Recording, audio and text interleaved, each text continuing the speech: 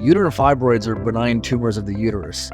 Although benign and not cancer, they can have a lot of hard symptoms on patients. Really heavy menstrual bleeding, causing really severe anemia where patients are, short of breath, they have chest pain, palpitations.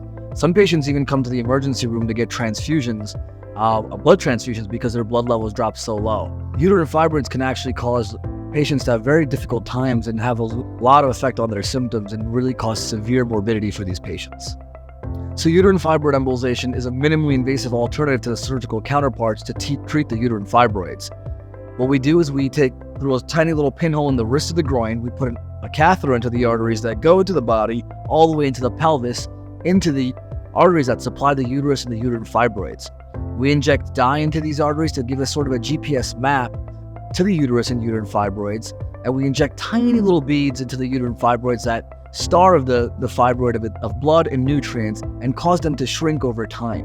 Patients have a lot of success with this procedure, and bleeding symptoms resolve almost instantaneously. The symptoms from the pressure take about 3 to 6 months to go down as the fibroids start shrinking down. Uterine fibroid embolization is one of the oldest and most studied procedures in my field of interventional radiology. We have the most data compared to anything else in our literature, including randomized controlled trials that compare uterine fibroid embolization to the surgical counterparts.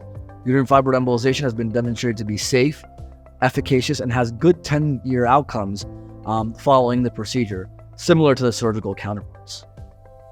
So at Rutgers University, we have the latest and greatest advancements in technology with regards to imaging and interventional radiology techniques that allows us to do this procedure very quickly, very safely, and gets the patient out the same day.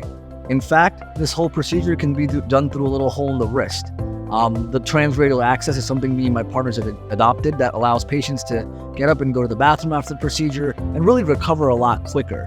Patients go home the same day, and recovery is anywhere from 1 to 3 days, which is a lot shorter than the surgical counterparts, which can be weeks to months. So here at Rutgers, New Jersey Medical School, my partners and I really want to study disparities related to uterine fibroid embolization. Our community consists of both underserved population and a population of underserved minorities, predominantly African American and Hispanic patients who really suffer from this disease. We asked the women who had undergone hysterectomy for uterine fibroids why they didn't choose the uterine fibroid embolization procedure as the alternative, and many of them didn't even know about the procedure, unfortunately.